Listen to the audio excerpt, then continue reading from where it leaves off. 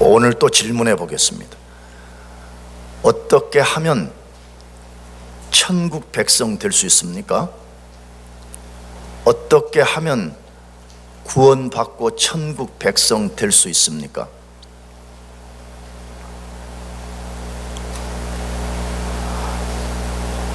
천국 백성이 된 사람은 어떻게 살아야 됩니까? 구원받은 천국 백성은 어떻게 살아야 됩니까? 우리가 이 원리를 아는 것은 매우 중요한 일이 아닐 수 없습니다. 어떻게 천국 들어가고 천국 들어간 사람이 어떻게 사는지에 대한 원리를 아는 것은 매우 중요한 일입니다. 우리가 그 원리를 분명히 알아야 되는 두 가지 이유가 있습니다. 하나는 천국 들어가는 것보다 이 세상에 중요한 일이 없기 때문입니다. 우리가 구원받고 천국 들어가는 것이 이 세상에 제일 중요한 일인 것을 여러분 진짜 믿습니까? 진짜 믿어요?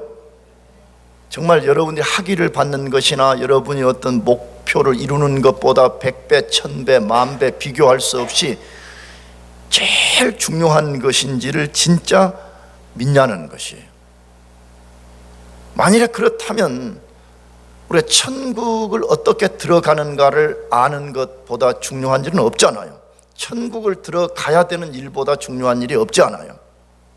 또 하나는 우리가 사는 이 시대의 영적인 상태가 너무나 혼탁하기 때문에 그렇습니다. 무슨 말이죠? 천국 백성으로 사는 기준이 점점점 모호해지는 그런 세대에 우리가 살기 때문에 그렇습니다. 내가 자주 좀 강하게 말하지만 그냥 대충 교회만 나오면 구원받은 줄로 생각하는 사람, 자기 교회 나오고 싶으면 나오고 안 나와도 전혀 문제가 안 된다고 생각하고 여기는 사는 이러한 영적 기준이 점점 모호해지는 시대 속에 살기 때문에 그렇습니다. 예수님께서 산상설교 마지막 부분에서 우리가 어떻게 천국 백성이 될 수 있는지와 천국 백성이 된 사람은 어떻게 살아야 되는지를 네 가지 비유, 네 가지 원리를 통해서 우리에게 분명하게 말씀해 주고 있습니다. 그 원리가 무엇일까요? 둘 중에 하나를 선택하라는 거예요. 둘 중에 하나를 뭐 하라고요? 선택하라. 둘 중에 하나를 선택하라. 이것이 산상설교 제일 마지막 부분에 예수님이 네 가지의 비유, 네 가지의 원리를 거기다가 기록해 놓은 이유예요. 그러면 그 둘 중에 하나 선택하라는 네 가지 비유가 뭐예요? 간략하게만 살펴보면 7장 13절에서 14절까지는 좁은 문과 넓은 문 중에서 선택을 해야 된다고 말해요. 그 지난주에 다룬 거죠. 그 다음에 오늘 본문 7장 15절에서 20절 보면 좋은 나무와 무슨 나무? 나쁜 나무 중에서 우리가 선택되어야 된다고 말해요. 세 번째로 7장 21절에서 23절에 보면 참 신앙 고백과 거짓 신앙 고백 중에서 선택되어야 된다고 말해요. 마지막 네 번째는 7장 24절에서 27절로 보면 반석 위에 지은 집과 모래 위에 지은 두 집이 있는데 그 중에 우리가 어떤 집을 지을 것인가 선택하라라고 말씀하고 있습니다. 자, 그렇다면 우리가 지난주에 살핀 첫 번째 비유인 좁은 문과 넓은 문 중에 선택하라고 하시는 이 말씀은 무엇에 대한 요구였어요? 복습하는 거예요. 뭐에 대해서 요구를 하시기 위해서 좁은 문으로 들어가고 좁은 길로 걸어가라 그렇게 말씀했습니까? 예수님을 자신의 구주로 믿고 천국에 들어가기 위해서는 반드시 좁은 문으로 들어가는 것과 같은 절대 겸손과 지금 당장 결단하고 그 안으로 들어가는 것이 필요하다. 그것이 그 비유의 첫 번째 가르침입니다. 좁은 문을 들어가려면 몸을 우리가 숙이지 않으면 들어갈 수 없듯이, 너가 예수 그리스도를 너의 구주로 받아들이기 위해서는 그동안에 너가 가졌던 모든 교만과 너가 너 삶의 주인 되었던 것을 완전히 내려놓고, 너가 정말로 나는 예수 아니고는 소망이 없습니다, 나는 예수님 아니고는 천국에 들어갈 수 없습니다, 그 사실을 알고 몸을 움츠리는 것처럼 너 자신을 겸손하게 그 앞에 엎드리게 하고, 뿐만 아니라 들어갈까 말까를 저울질하고 눈치 보고 변명하면서는 안 되고 지금 당장 그만으로 들어가라고 말씀하고 있습니다. 그런데 예수님은 그것이 전부라고 말씀하지 않았습니다. 그 문 안으로 들어가서 구원을 받은 후에도 계속적으로 좁은 길을 가는 제자도가 요구된다라고 말했습니다. 그러므로 좁은 문과 좁은 길은 서로 독립된 것이 아니에요. 그냥 좁은 문만 들어가면 내가 아무렇게나 살아도 된다, 그건 구원받은 사람이 아니라고 말해요. 진짜 구원받은 사람은 좁은 문으로 들어갈 뿐만 아니라 그 이후에도 여전히 어떤 길을 가야 된다고요? 좁은 길을 가야 돼. 주님이 요구하는 제자도의 삶을 살지 않는 사람은 구원받지 않는 사람일 가능성이 매우 높다고 성경은 말씀해요. 그래서 첫 번째 비유는 뭐냐? 좁은 문 들어가고 계속 지속적으로 좁은 길을 가라는 거예요. 여러분, 우리가 천국 갈 때까지 좁은 길 가야 됩니다. 아멘이죠? 어느 한순간만 가는 게 아니에요. 대학부 때만, 청년부 때만, 장년부 때, 영광교회 잠깐 머물 때만 아니라 우리가 완성된 하나님 나라에 들어가는 그 순간까지 우리는 계속해서 좁은 길을 가야 되는 사람이라고 예수님이 말씀하고 있어요. 오늘 본문에서 예수님은 두 번째 비유로 좋은 나무와 나쁜 나무, 이 비유를 들었습니다. 좋은 나무와 나쁜 나무, 무슨 말씀하는 거죠? 좋은 나무에서는 나쁜 열매를 맺을 수 없고 아름다운 열매를 맺는다. 반대로 나쁜 나무에서는 좋은 열매를 맺을 수 없고 나쁜 열매만 맺는다. 이 비유와 설명을 해 주셨습니다. 그러면 이 두 번째 비유, 좋은 나무와 나쁜 나무의 비유를 통해서 무엇을 우리 보고 배우라는 거예요? 어떤 원리를 우리들에게 가지라고 말씀하시는 거예요? 거짓 선지자를 경계하고 분별하는 원리로 사용하라, 이 말씀입니다. 누구 경계하라고요? 거짓 선지자들. 거짓 선지자가 누구인가를 정확하게 분별하려고, 그들을 경계하는데 이것을 사용하라, 이 말씀입니다. 이것이 오늘 핵심이에요. 물론 다음 주에 내가 조금 더 말씀드리겠지만, 그러나 이 말씀 속에는 뭐가 들어있냐 그러면, 우리가 진짜 구원 받았냐 안 받았냐, 내가 여러분을 나쁘게 도전하는 게 아니에요. 모태신앙이냐, 그런 거 아니라니까. 여러분, 모태신앙이란 그런 것은 성경적 원리가 아니에요. 그건 우리 교인들이 하도 내가 많이 말해가지고 지금 이제 더 말하지 않을래. 모태신앙이다, 주일학교에 좀 교회 좀 다녔다, 그런 것이 우리 구원받은 증거라고 말하지 않아요. 좋은 나무와 나쁜 나무 원리, 거짓 선지자와 참 선지자를 구분하는 것이 그 원리인 것처럼, 내가 진짜 구원받아서 좋은 나무냐? 그렇다면 너는 좋은 나무에서 나오는 본성처럼 너는 반드시 좋은 열매를 맺을 것이라는 거예요. 그러나 너가 거듭나지 않고 하나님 보시기에 너가 악한 존재고 불의한 존재라면, 너는 아무리 너가 애를 쓴다 그래도 너는 너의 본성 때문에 나쁜 열매를 맺을 수밖에 없다, 이렇게 말하는 것이에요.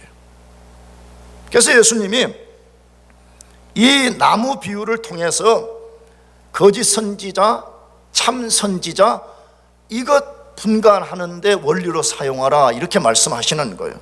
자, 그렇다면 예수님이 산상설교, 마태복음 5장에서 7장까지가 산상설교인데, 산상설교의 마지막 부분에 비유들을 통해서 우리에게 무엇을 요구하고 있습니까? 다시, 천국 백성이 된 사람은 좁은 길을 가는 것만이 전부라고 말씀하지 않는다는 것이, 물론 당연히 그것도 해야 되지만 반드시 거짓 선지자를 경계하고 분별할 줄 알아야 된다는 것이, 영적 분별력을 가지고 무엇이 진짜 옳은 것이고 무엇이 거짓된 것인가를 분간할 수 있어야 된다는 것이. 왜 그렇습니까? 그 구체적 이유는 제가 뒤에서 말씀드리겠지만, 그냥 일반적으로 생각하면 이런 거예요. 우리가 그렇게 하지 아니하면 천국 백성, 다시 말하면 예수님이 명령하신 산상설교의 삶을 살 수가 없다는 거예요. 무슨 삶을 살 수 없어요? 산상설교 삶을 사는 게 불가능해요. 여러분, 산상설교는 내가 지난주에 말씀드린 대로 이상적 사회와 국가를 건설하는 이상론을 말하는 것이 아니고, 예수를 구주로 믿고 의롭게 되고 천국 백성들이 이 땅에서 살아가야 되는 천국의 헌장이에요. 그러니까 이것은 우리가 지켜도 되고 안 지켜도 되는 것이 아니라, 내가 천국 백성이라면 반드시 산상설교적 삶을 살아야 된다는 거예요. 근데 만일에 우리가 어떤 거짓 선지자의 거짓된 가르침에 노출이 되어서 우리가 유혹돼서 어그러진 길을 간다면 우리는 산상설교의 삶을 살지 못한다는 거예요. 그러면 논리적으로 뭐죠? 그 사람 천국 백성이 아닐 가능성이 굉장히 높은 거예요. 그러므로 우리가 거짓 선지자, 참 선지자를 구분할 줄 알아야 된다는 거예요. 그래서 오늘은 거짓 선지자는 누구냐는 거예요. 첫째. 두 번째로는 왜 우리가 그들을 반드시 경계해야 되냐는 거예요. 세 번째로는 어떻게 분별할 수 있느냐, 이 세 가지를 우리가 같이 배워보려고 그래요. 첫째로는 거짓 선지자가 누구냐는 거예요. 거짓 선지자.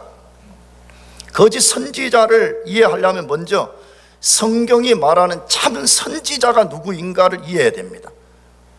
성경에서 참 선지자는 반드시 하나님으로부터 콜링을 받아야 됩니다. 누구로부터요? 하나님에 의해서 너는 선지자로 살 것이다 라는 콜링을 반드시 받아야 되고, 콜링을 받을 뿐만 아니라 그들의 영이 성령 안에서 하나님의 천국 어전회의에 참여해서 하나님의 계시를 그들이 받아야 됩니다. 그래서 그 계시를 사람들에게 가서 전하는 사람이 참 선지자입니다. 이 사람들은 구약시대와 예수님 시대에 분명히 선지자라는 특별한 이름을 가진 특별한 사람들이었습니다. 그러나 예수님은 오늘 본문에서 일반적으로 하나님의 말씀을 전하는 모든 사람들, 특별히 하나님 말씀을 가르치는 모든 종교 지도자들을 선지자라고 지칭하고 있습니다. 구약에는 어떤 특별한 사람들만이 선지자라고 부름을 받았지만, 우리 시대에는 하나님의 말씀을 가르치는 모든 사람들을 선지자라고 총칭하고 있는 것이에요. 그런데 문제는 그 중에서 거짓 선지자들이 있다라고 말씀하고 있습니다. 무슨 선지자가 있어요? 거짓 선지자가 있다네. 거짓말로, 진짜 선지자가 아니에요. 당연히 거짓된 것을 가르치는 사람들이 있다라고 말하는 것이에요. 그러면 그들은 정확하게 어떤 사람들인가요? 누가 진짜 거짓 선지자, 어떤 사람들을 거짓 선지자라고 말하냐 이거예요. 7장 15절 같이 읽어보겠습니다. 7장 15절 같이 시작. 거짓 선지자들을 삼가라. 양의 옷을 입고 너희에게 나오나 속에는 노략질하는 일이라라고 되어 있습니다. 예수님이 아주 분명하게 누가 거짓 선지자냐, 거짓 선지자는 어떤 특성을 갖고 있느냐, 이 안에 아주 분명하게 말씀했습니다. 근데 첫 번째 특성은 뭐라고 말해요? 그들은 역사 안에서 한 명이 아니라, 역사 안에서 단 한 명이 아니라 셀 수 없이 많을 것이라고 말씀하고 있습니다. 왜 그랬죠? 여기 본문에 거짓 선지자라는 이 단어가 단수가 아니고 뭘로 되어 있어요? 복수로 되어 있습니다.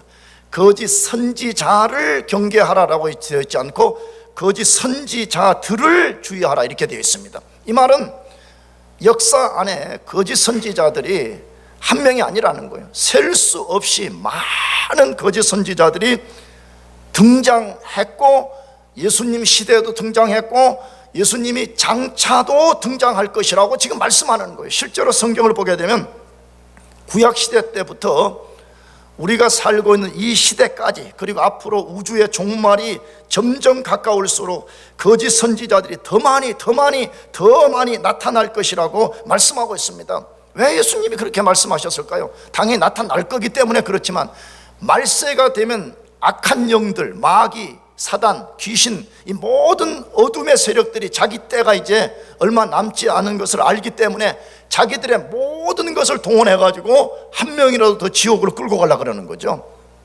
근데 사단이 인류 역사 안에 인간을 지옥으로 끌고 가기 위해서 온갖 방법을 썼습니다. 뭐 성적인 유혹부터 시작해가지고 인간들이 돈의 노예가 되는 거, 이성의 지배를 받게 하는 방식, 뭐 수많은 것을 해도 기독교가 사라지지 않으니까 마귀가 이 시대 마지막으로 쓰는 게 뭐냐 그러면 진리를 교묘하게 속이는 겁니다. 바꾸는 겁니다. 진리인 것처럼 사람들에게 그것을 가르치는데 실제 그걸 딱 꿰뚫어 보게 되면 그 속에는 거짓이 들어있다는 거. 근데 사람들이 미안해요, 멍청하니까 못 알아차리는 거예요. 이게 진리인가 비진리인가, 이게 영생의 말씀인가 멸망의 말씀인가를 구분해내지 못하는 것이에요. 그래서 예수님이 경고하시는 거예요. 뭐라고? 이 지구의 종말이 가까울수록 거짓 선지자들이 더 많이 생길 것이라는 거예요. 근데 실제 구약 성경부터 그 예언을 반복적으로 하고 있습니다. 그것의 대표적인 것이 신명기 13장 1절에서 3절 말씀인데 우리 같이 읽어보겠습니다. 신명기 13장 1절에서 3절 말씀 같이 시작. 너희 중에 선지자나 일어나서 이적과 기사를 내게 보이고 그가 내게 말한 그 이적과 기사가 이루어지고 너희가 알지 못하던 다른 신들을 우리가 따라 섬기자고 말할지라도 너는 그 선지자나 꿈꾸는 자의 말을 청종하지 말라. 이는 너희의 하나님 여호와께서 너희가 마음을 다하고 뜻을 다하여 너희의 하나님 여호와를 사랑하는 여부를 알려하사 너희를 시험하심이니라. 자, 이 말씀의 1차 백그라운드는 무엇을 소개하고 있어요? 하나님 모세를 통해 가지고 예언하신 거죠. 앞으로 이스라엘 역사 안에는 엄청난 거짓 선지자들이 등장할 것이라는 거예요. 그런데 이 거짓 선지자들이 어떤 사람이라고 말해요? 자기들이 꿈을 꾸거나 어떤 환상을 보고 사람들에게 말한다는 거예요.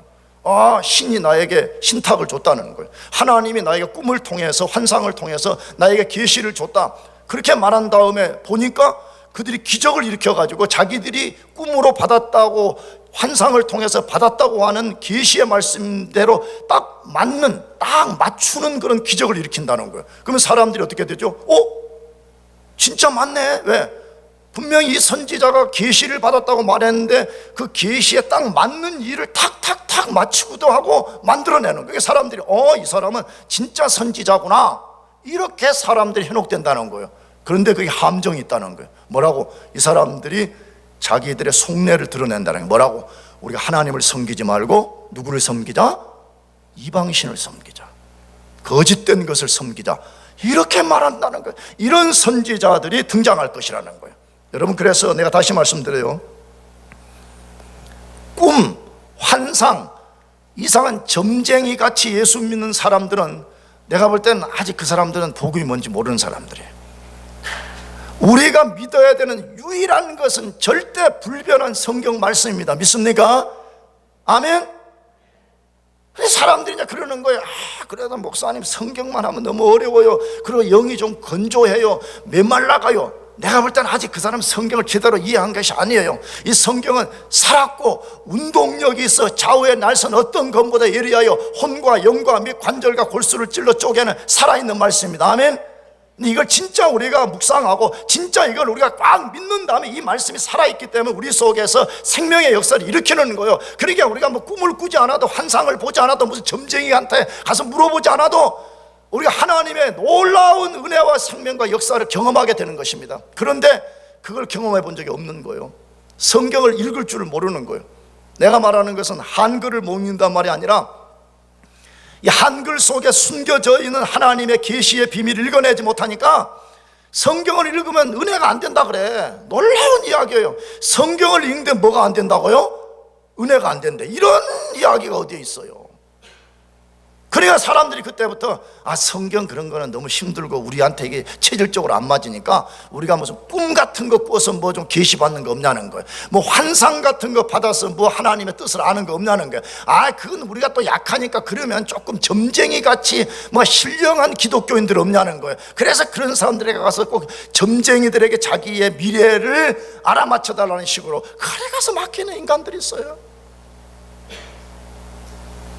그러면 왜 하나님이 그런 거짓 선지자들이 일어나서 꿈을 꾸고 기적을 일으켜서 자기들이 꿈꾼 이야기들이 그대로 맞도록 하나님이 허락을 하신다 그래요? 마지막에 뭐라 그래요?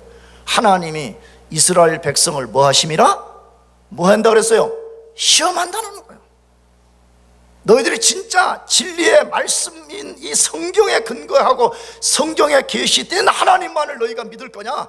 아니면 너희가 그린 하나님, 너희가 만든 하나님, 내 욕망과 내 거짓된 자아를 충족시켜주는 이런 신을 너희들이 원하는지 하나님이 우리에게 시험한다 그렇게 말하고 있어요. 지금 이 시대가 그런 시대예요. 이 시대가. 그래서 이미 하나님이 구약 성경을 통해서도 반복적으로 그런 거짓 선지자들이 일어날 것이고 대단한 기적까지 일으킬 것이라고 말씀하고 있어요. 매우 경계해야 됩니다. 신약의 대표적으로는 마태복음 24장 11절하고 24절 두 절인데 같이 읽어보겠습니다. 시작. 거짓 선지자가 많이 일어나 많은 사람을 미혹하겠으며 그리스도들과 거짓 선지자들이 일어나 큰 표적과 기사를 보여 할 수만 있으면 택하신 자들도 미혹하리라. 예수님이 지금 종말 시대를 선고하는 말씀이잖아요. 마태복음 24장은 복음서의 요한계시록이라고 불러지는 거, 복음서의 계시록이라고 불러지는 말씀이잖아요. 왜? 요한계시록은 종말을 그대로 보여주는 말씀이기 때문에. 근데 종말의 때가 오면 이러이러한 현상들이 일어날 것이라고 말씀하면서 그 중에 하나가 거짓 선지자들이 엄청나게 일어나고 그들이 나와서 많은 기적을 일으켜서 심지어 누구도 유혹을 할 것이다. 택한 사람, 하나님이 택해서 구원받은 사람들도 유혹해서 그들을 멸망으로 끌고 가려고 하는 그런 일들이 벌어질 것이라 라고 분명하게 말씀하고 있습니다. 다시 거짓 선지자들이 무슨 나처럼 양복을 말끔하게 입고 와가지고 여러분 이런 차원의 문제가 아니라 기적과 뭘 일으킨다고 말해요? 이적을 일으키는 사람이라고 말해요. 여러분 진짜 하나님의 변치 않는 진리의 말씀을 여러분 영혼의 다추로 삼고 신앙생활하는 사람이에요? 아니면 하나님 말씀 아무 관심도 없고 기적, 이적 그런 것이 여러분의 신앙의 기준이 되는 사람이에요? 나가서 거짓 선지자가 득세할 것을 사도 바울이 사도행전 20장 29절에서 30절로 말씀하는데 한 번 더 읽어보겠습니다. 같이 시작. 내가 떠난 후에 사나운 이리가 여러분에게 들어와서 그 양떼를 아끼지 아니하며 또한 여러분 중에서도 제자들을 끌어 자기를 따르게 하려고 어그러진 말을 하는 사람들이 일어날 줄을 내가 아노라.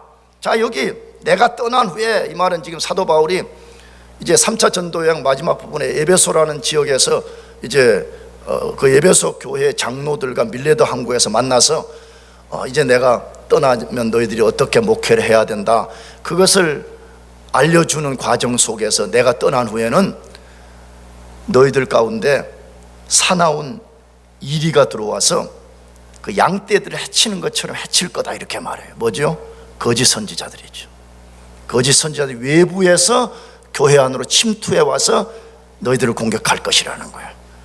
근데 이렇게만 된다고 말하지 않고 이 30절에 뭐라 그래요? 또한 누구 중에서도 여러분 중에서도 제자들을 끌어 자기를 따르게 하려고 어그러진 말을 하는 사람들이 일어날 줄을 내가 안다라고 말해요. 여러분 교회가 안팎의 공격을 받는다는 거예요. 외부의 거짓 선지자들이 공격을 하기도 하고 심지어 교회 안에 들어와 있는 우리 멤버십 안에서도 거짓된 이론을 주장하는 사람들이 일어나가지고 그 사람들을 자기를 따르게 하려고 거짓된 것을 가르치는 이런 일들이 벌어질 것이라고 말씀하고 있습니다. 여러분 이런데도 우리는 아무 경계도 없고 이런데도 우리는 나는 절대 괜찮아. 만약에 여러분이 이런 식으로 생각한다면 여러분은 여러분 자신을 하나님보다 더 단단하게 생각하는 사람들이에요. 하나님은 아니라고, 하나님은 너희들은 경계해야 된다라고 말씀하는데 나는 뭐라고 말해요? 하나님 나는 괜찮아요. 왜? 내가 하나님보다 더 세기 때문에 나는 절대로 안 넘어져요. 이거 같아는 성경은 아니라고 말하잖아요. 구약과 신약과 일관되게 말하는 것이 무엇이에요?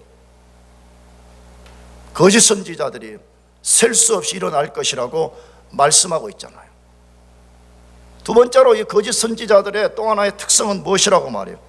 거짓 선지자들은 양의 옷을 입고 나오는 일이라고 합니다.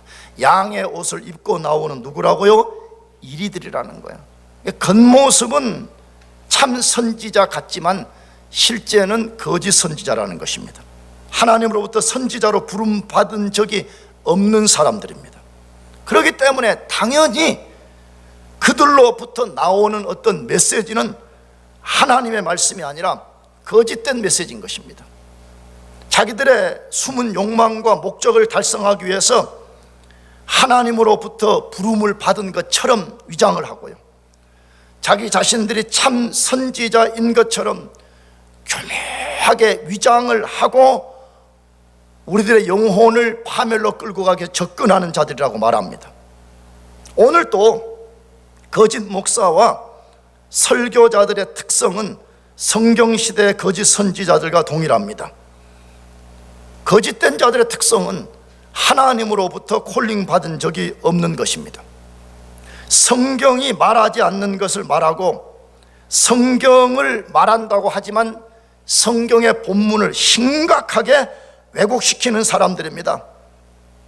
이게 무슨 말이냐? 사람들을 속이기 위해서 성경을 프루프 텍스트로 삼는 거예요. 내가 성경 공부 때 자주 말하잖아요. 성경을 프루프 텍스트로 삼는다, 이 말의 신학적 용어는 뭐냐 그러면, 성경을 엑스게지스 하잖아요. 게지스라는 말을 해석한다 이 말인데, 그러니까 성경으로부터 하나님 말씀을 전달하잖아요. 그러면 그런 사람은 뭐냐? 아이게지스래요. 다시 말하면 내가 하고 싶은 소리가 있어요. 내가 하고 싶은 소리가 있는데 내 오소리티가 부족하니까 성경을 가져와 가지고 내 오소리티가 맞다는 것을 성경으로 증명하는 사람들이에요. 이게 무슨 이해되겠어요? 이 수준 높은 말이 이해 안 돼요? 따라합시다. 그러면 나는 그만합시다. 1학년들이 이해 안 돼서 1학년들이 이해 안 되는 거 이해돼요. 1학년들이 이해 안 되는 거 1학년 이해 안 돼. 당연히 안 돼. 내가 저들의 지적 능력을 알게 됐어요. 이 X 1학년들 너무 시험 들지 말기를 바라요. 채은이? 아멘? 성경이 아멘? 다시 1학년들 때문에 엑스게지스는 뭐냐 그러면, 쉽게 말하면 이 성경, 하나님이 내 뒤에서 말씀하는 거예요. 하나님이 나의 입을 통해서 말씀하는 거예요. 이게 엑스게지스예요. 아이게지스는 뭐냐? 이렇게 하는 거예요. 뭐죠? 내가 하고 싶은 소리를 뭘 이용하는 거예요? 성경을 이용하는 걸 아이게지스라고 그래요. 내가 하고 싶은 말씀의 오소리티를 성경으로부터 가져와서 성경이 이렇게 말하지 않냐 이 말이에요. 이걸 프루프 텍스트로 삼다 그렇게 말해요. 그래서 난 모르겠어요. 나는 어떤 목사가 참이고 거짓이니 나는 모르겠어요. 그러나 내가 이해한 바로는 뭐냐 그러면, 하나님의 말씀을 선포한다고 하는 목사와 설교자들이 진짜 거짓 선지자는 아닐 수 있지만 성경을 핸들링하는 원리를 보게 되면 거짓 선지자적 요소를 너무 많이 갖고 있다는 것이.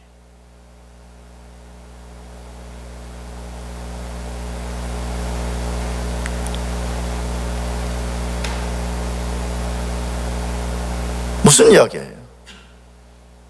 구약시대나 예수님 시대나 오늘 우리가 사는 이 시대에 거짓 선지자들이 계속해서 일어나고 득세하고 우리를 속이고 우리를 파멸로 끌고 가는 그런 일들이 일어날 것이라고 말씀하고 있잖아요. 그러므로 우리가 경계하지 않으면 안 되는 것입니다. 두 번째로, 왜 우리가 거짓 선지자들을 반드시 경계해야 되냐 하는 것이에요. 예수님은 그 이유를 마태복음 7장 15절 아까 읽은 데서 분명하게 말씀해 줬습니다. 다시 한 번 더 읽어보겠습니다. 시작. 거짓 선지자들을 삼가라. 양의 옷을 입고 너희에게 나오나 속에는 노략질하는 일이라라고 말씀합니다. 우리말로 하면 무슨 말? 양의 탈을 쓴 늑대라고 말합니다.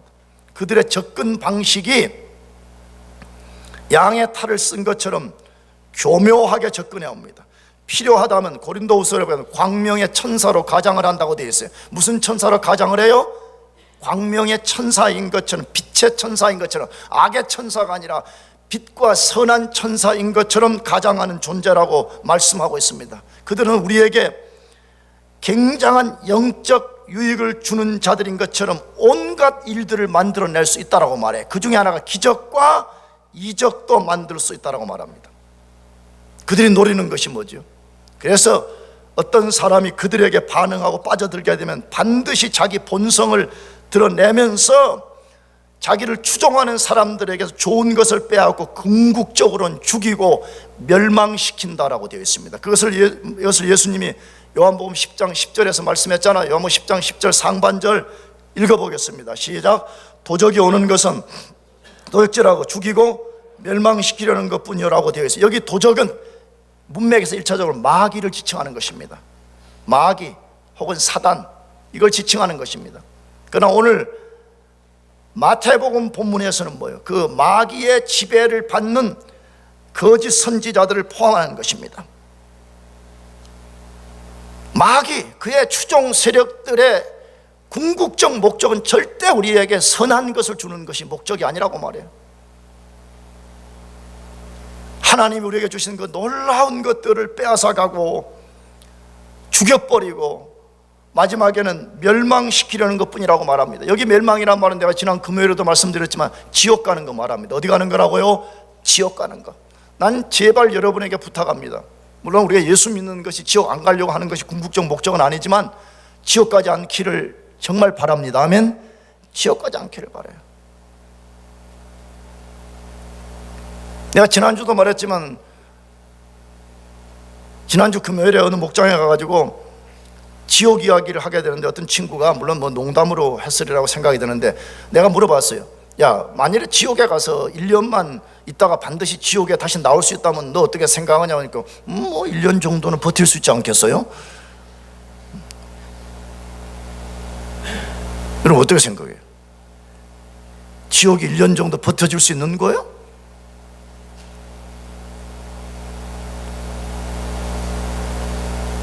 그래서 이렇게 말해도 되는지 모르겠어요.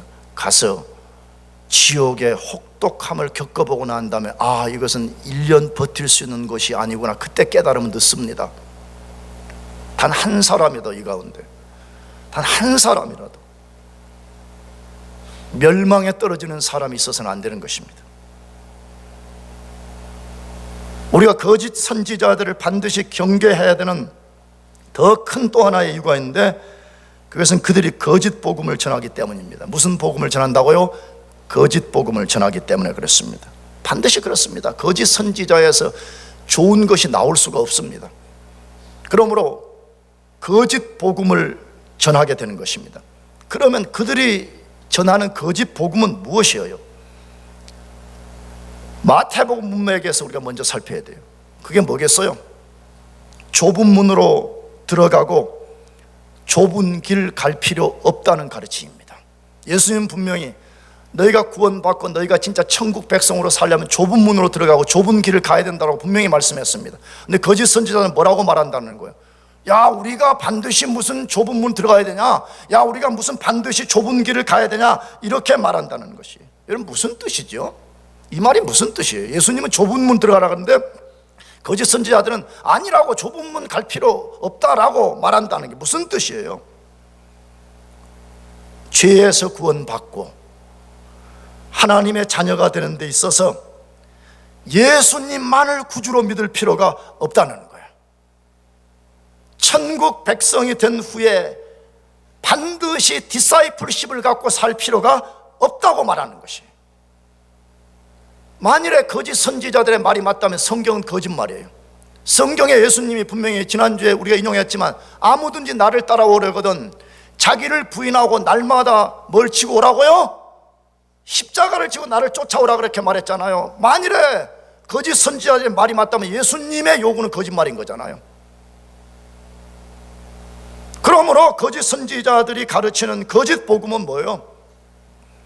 예수 믿는 거, 구원받는 거, 천국 가는 거, 그거 좁은 문, 아이 그래 복잡한 거 생각하지 말라는 거예요. 그런 좁은 길, 아이고 골치 아파 왜 자꾸 그런 말을 해. 성도들이 얼마나 한 주간 동안 학교에서 공부하고 사업하고 직장 다니면서 스트레스 만땅인데 또 교회 와가지고 뭐 죄가 어쩌고 뭐 좁은 문 들어가고 뭐 좁은 길을 가고 왜 골치 아프게 생각해. 누구든지 우리가 그런 거 상관없이 예수님을 그냥 믿는다고 말만 하면 된다, 이게 거짓 복음이잖아요. 그걸 조금 영어로 쓰면 뭐죠? 이지 빌리비즘이잖아요. 쉽게 믿는 거예요. 너가 동의만 해라. 너 동의만 해. 좁은 길 그런 건 하지 말고 그냥 입으로 열어서 말해. 그냥 너가 입으로 말만 해. 아, 예수님이 나의 구주예요, 믿습니다. 그것만 하면 된다. 이거 그냥 이지 빌리비즘. 거짓 복음인 것이죠. 나가서 그들이 좁은 길 갈 필요 없다. 그건 뭘 말하는 것이에요? 우리 천국 가는 데는 쇼컷이 있다는 거예요. 천국은 그렇게 좁고 복잡한 인생의 제자도가 없이 그냥 우리가 쉽게 가는 쇼컷이 있다, 이렇게 가는 건 아니잖아요. 예수님 믿는데 우리가 그냥 예수님을 입으로 그냥 세이비어로 믿습니다만 하면 되지, 무슨 굳이 뭐 그 로드입니다, 주재권, 그분이 만물의 주이실 뿐만 아니라 나 자신의 주인과 뭐 그런 골치 아픈 이야기를 할 필요가 없다, 이렇게 가르치는 것이 거짓 복음인 거 아니에요? 그렇다면 왜 저와 여러분이 거짓 복음을 전하는 선지자들을 반드시 경계하지 않으면 안 되는 것이에요?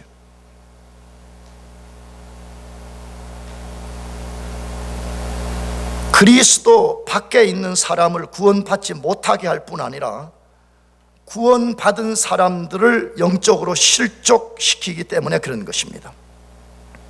이단 교리를 가르치거나 그것을 받아들이는 사람은 실제로 불신자보다 더 악한 사람들입니다. 그리고 더 위험한 상태에 빠져 있는 사람들입니다. 왜 그렇죠? 만일에 어떤 사람이 거짓 복음을 전하고 그 거짓 복음을 어떤 사람이 받아들였어요. 그럼 자기는 어떻게 생각해요? 나는 복음을 받아들였다, 나는 복음을 믿는다라고 말하는 거잖아요. 실제는 그 사람은 복음을 믿는 사람이 아니에요. 왜? 거짓된 걸 믿기 때문에. 근데 자기 스스로는 나는 복음을 믿는 사람입니다, 이렇게 말하니까 누군가가 와서 복음을 전하려고 그러면 나는 이미 복음을 받아들였고 나는 예수님을 영접했기 때문에 나는 더 이상 나에게 예수님을 구원자로 받아들이라는 설교 같은 거 가르침 하지 마시오, 이렇게 한다는 거예요. 그렇기 때문에 거짓 복음을 가르치는 선지자들, 거짓 복음을 받아들인 사람은 차라리 불신자보다 더 위험해요. 불신자들은 자기들이 예수님을 한 번도 영접한 적이 없기 때문에 차라리 복음을 전하면 거절하든지 아니면 알겠습니다, 저는 예수님 믿고 싶어요, 어떻게 믿고 싶어요 하고 그 복음을 받아들일 수가 있잖아요. 그래서 예수님이 거짓 선지자는 열매 맺지 못하는 나무는 농부가 가지를 잘라서 불에 던져버린 것처럼 지옥에 던진다고 말하고, 예수님의 위대한 종인 사도 바울이 갈라디아서 1장 7절에서 8절에 보면 이런 복음을 전하는 사람 저주를 받는다고 되어 있어요. 뭘 받는다고요? 저주를 받는다고. 갈라디아서 1장 7절에서 8절 두 절을 같이 읽어보겠습니다. 시작. 다른 복음은 없나니 어떤 사람들이 너희를 교란하여 그리스도의 복음을 변하게 하려 함이라.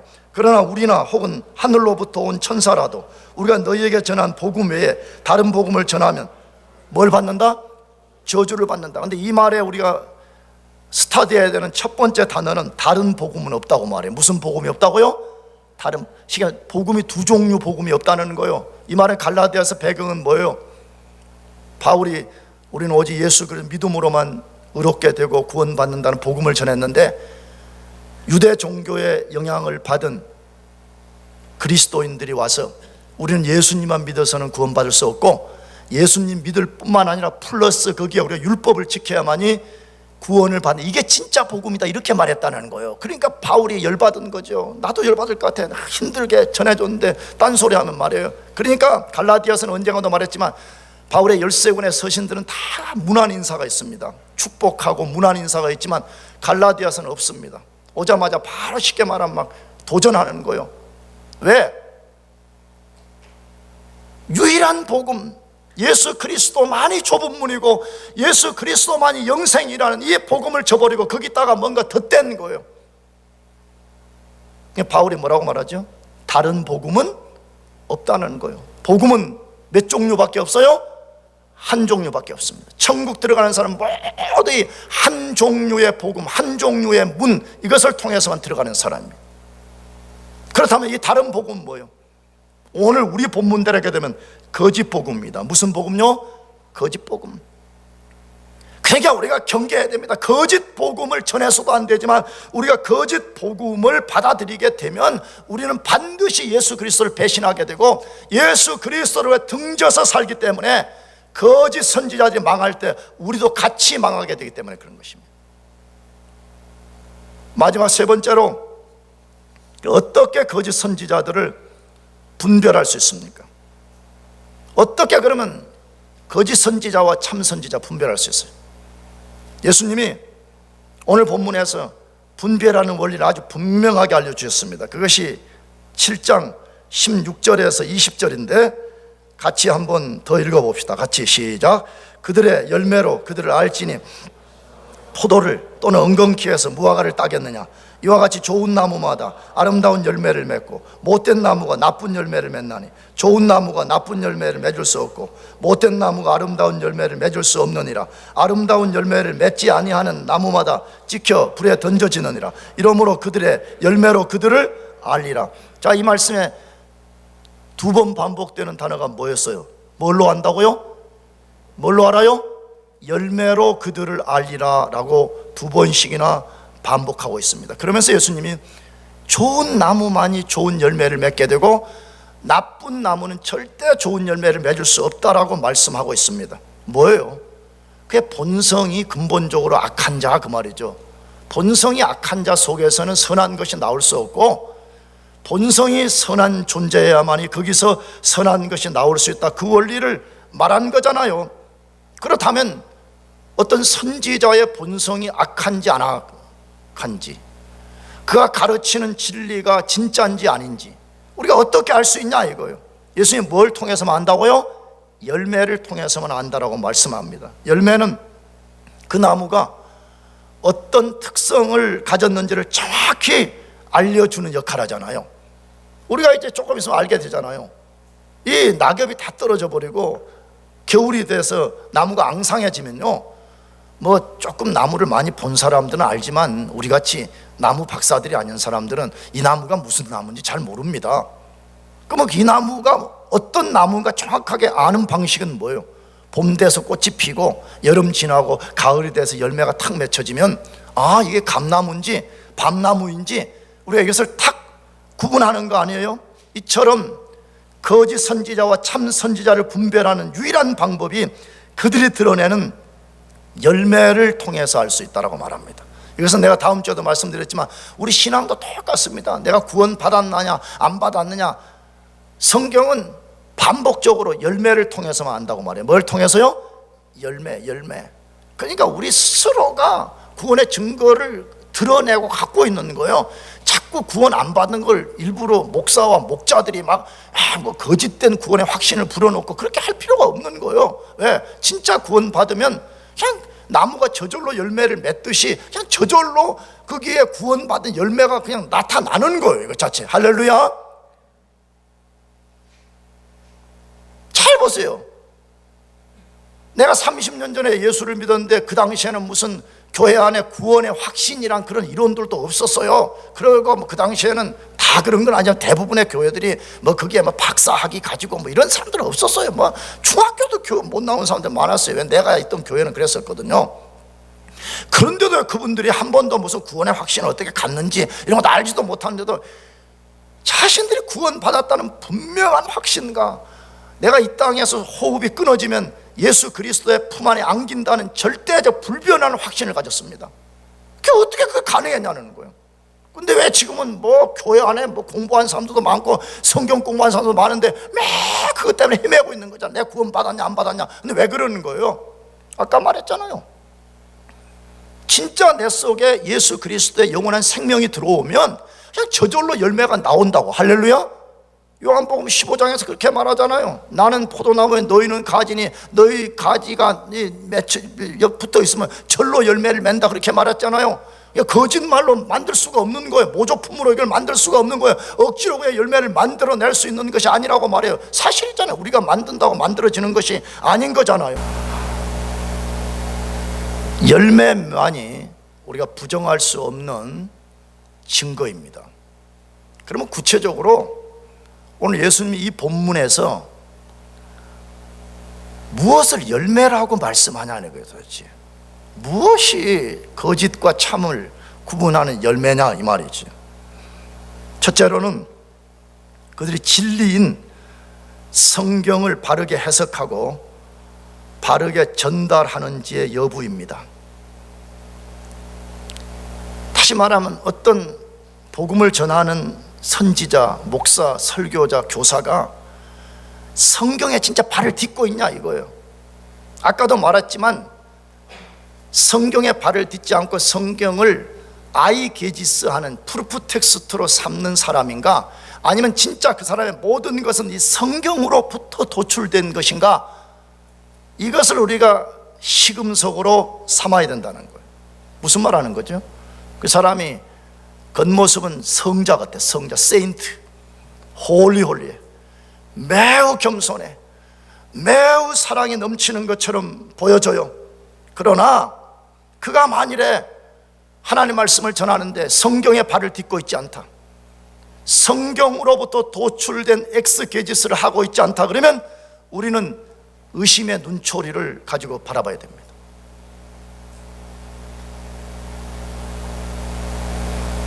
그러려면 어떻게 해야 되죠? 최소한 우리 자신들이 이걸 분별할 수 있는 능력을 길러야 되잖아요. 그런데 이 능력은 어떻게 길러지는 거예요? 또 성도들이 어디서 또 말도 안 되는 소리를 듣고 영을 분별한다, 영 분별의 능력을 가지면 분별한다 이렇게 말해요. 그래서 자기는 성경에 대해서 아무것도 모르지만 영 분별하는 은사와 능력을 받으면 이걸 한 번에 그냥 팍 해석할 거라고 생각하는데 성경 절대 그렇게 말하지 않는다는 거예요. 어떻게 분별할 수 있죠? 성경을 내가 알아야 됩니다. 아멘이죠? 내가 자주 예를 들잖아요. 내가 성경 공부 때 말하지만 여러분들은 성경을 공부해 본 적이 없으니까 내가 성경을 말할 때 모르면 그것도 모르냐고 내가 막 구박을 주지만, 만약에 내가 여러분이 전공하는 거 뭐 그것이 컴퓨터 사이언스든지 뭐 케미스트리든지 뭐 갖다 내가 그 방에 갖다가 끄집어 놓고 만약에 어떤 공부를 갖다가 렉처를 한다고 하면 뭐겠어요? 아무것도 모르지. 내가 왜 한 번도 내가 컴사를 공부해 본 적도 없고 케미스트를 공부해 본 적도 없는데 내가 어떻게 그걸 가지고 그들이 가르치는 것이 옳은가 틀린가를 내가 분간할 수 있겠어요? 우리가 그걸 분간할 수 있는 건 우리 자신이 부단하게 성경을 읽는 데 있습니다. 아멘. 성경을 공부하는 데 있습니다. 성경을 이해하는 데 있습니다. 성경 속에 숨겨진 비밀이 무엇인가를 체계적으로 우리가 정확하게 아는 데 있습니다. 베레아 사람들처럼 해야 됩니다. 누구 사람들처럼요? 베레아 사람들. 베레아 사람들이 오늘 이 시대 우리와 너무 다르게 놀라운 본을 보였다고 되어 있는데, 그것이 사도행전 17장 11절 말씀이에요. 같이 읽어보겠습니다. 시작. 베레아에 있는 사람들은 데살로니가에 있는 사람들보다 더 너그러워서 간절한 마음으로 말씀을 받고 이것이 그런가 하여 날마다 성경을 상고함으로. 지금 베레아 사람과 데살로니가 사람들을 비교하는 거예요. 베레아 지역에 있는 교인들과 데살로니가 지역에 있는 교인들을 비교를 하는데, 베레아에 있는 교인들이 데살로니가 지역에 있는 교인들보다 더 너그럽다 이렇게 번역했어요. 이걸 어떤 옛날 성경 오픈 마인드예요. 나는 오픈 마인드가 더 좋다고 생각해요. 옛날 번역이. 그들은 열려 있어요. 마음이 열려 있어서 사도들이나 선지자들이 말씀을 가르치면 열린 마음으로 그것을 잘 받아들여요. 근데 데살로니가 지역의 교인들은 마음이 꽉 닫혀가지고 하나님 말씀을 잘 안 받아들이는 거야. 안 들으려고 그래. 그런데 베레아 사람들의 장점이 거기서 머물러 있다고 되어 있잖아요. 어떻게 됐다고 말하죠? 간절한 마음으로 말씀을 받고 이것이 그런가 하여 날마다 성경을 뭐 했어요? 상관, 이게 무슨 말이에요? 이것이 그런가, 이것이 그런가는 무슨 말이에요? 이 당시에는 우리 같은 성경이 이렇게 각자 한 권씩 갖고 있었던 시대가 아니잖아요. 그러면 그 당시에 사도들이나 사도들의 팀워크 속에 있는 사람들이 와서 성경 말씀을 전파를 해요. 그러면 이 사람들이 그것을 너그럽게 잘 듣지만 사도들이 말했으니까 이건 뭐 의심할 것도 없이 다 믿어버려야 돼, 이렇게 받지 않고 사도들이 오늘 우리에게 이러이러한 메시지를 전달했다는데 정말 이것이 성경적으로 그런가 하고 성경을 뭐 해봤대요? 묵상했다는 거예요. 여러분도 마찬가지입니다. 나도 마찬가지입니다. 여러분이 장보환 목사의 설교를 들을 때 정말 저분이 성경에 발을 딛고 설교하는가, 그리고 지금 인터프리테이션 하는 이 내용이 진짜 이 본문뿐만 아니라 다른 성경과도 일치되는가를 여러분들이 자꾸만 점검하면서 설교를 들어야 돼. 아멘? 나는 지난주에 뉴저지 세미나 갔다 왔잖아요. 그 C.S. 루이스를 전공하는 어떤 박사 출신 교수가 C.S. 루이스에 대한 강의를 하는데 내가 들었는데, 나 C.S. 루이스 굉장히 많이 읽었거든요. 그 내가 들으면서 솔직히 좀 대충 아는 거예요. 왜냐하면 대충 뭐 다 읽었으니까. 그 사람이 읽어 논문 쓴 거나 내가 읽은 책이나 다 뭐 비슷비슷하니까. 그 내가 그래서 뭘 점검했냐 그러면, 내가 지금 믿고 있는 예수 그리스도에 대한 교리와 내가 우리 교인들에게 가르치는 이 닥트린이 C.S. 루이스가 하는 말과 맞는가, 혹은 틀린가, 아니면 C.S. 루이스 그가 한 말이 성경대로인가, 이걸 내가 점검하는 거예요. 다시 말하면 내가 알고 있는 성경 지식이 진짜 맞냐는 거예요. 나는 가서 그것 많이 점검하고 왔어요.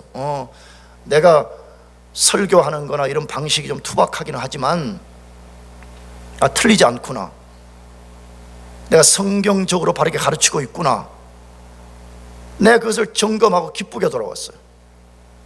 우리에게 되게 절대로 필요합니다. 이것이 그런가 하여 날마다 성경을 상고했다. 여러분 그렇게 하시기를 축복합니다. 진짜 여러분들이 빛나는 그리스도인이 되고 싶다면 반드시 그렇게 해야 됩니다. 미안해요, 똥폼 잡고 교회 다니는 거 아니에요. 교회는 똥폼 잡으라고 다니는 데가 아니에요. 날마다 성경이 그런가 하여 그것을 상고했던 베레아 사람들처럼 하는 것이 신앙생활의 본질이에요. 두 번째로, 열매가 구체적으로 무엇이에요? 정말 영적 지도자들이 성경을 설교하거나 가르칠 때 그것이 우리 자신에게 참 유익을 주는지를 점검해야 돼. 참 뭘 주는지요? 유익. 진짜 우리에게 영적 유익을 주는가? 영적 유익이에요. 왜 그래요? 성경 말씀은 그것 때문에 우리에게 주신 거기 때문에 내가 진짜 성경을 들었을 때 영적 유익이 있냐는, 쉽게 말하면 죄에 대해서 깨달음이 있냐는 거예요. 내 삶이 지금 잘못된 길을 가고 있다는 것을 성경을 통해서 내가 확연하게 볼 수 있었냐는 거예요. 내가 절망과 낙심 중에 있지만 내가 이것을 극복하는 원리를 성경을 통해 내가 배우고 있냐는 거예요. 예수 그리스도만이 나의 주권자고 섭리자이기 때문에 내가 아무리 위험 속에 처해 있지만 내가 두려워하지 않는다는 거예요. 마지막 세 번째는 그들이 전한 말씀대로 살고 있는지를 봐야 돼요. 목사가 자신이 전한 말씀대로 사는지를 여러분이 지켜봐야 돼요. 선지자라고 자처하는 사람들이 전한 말씀대로 그들이 사는가를 봐야 되는 거죠. 왜 그렇죠?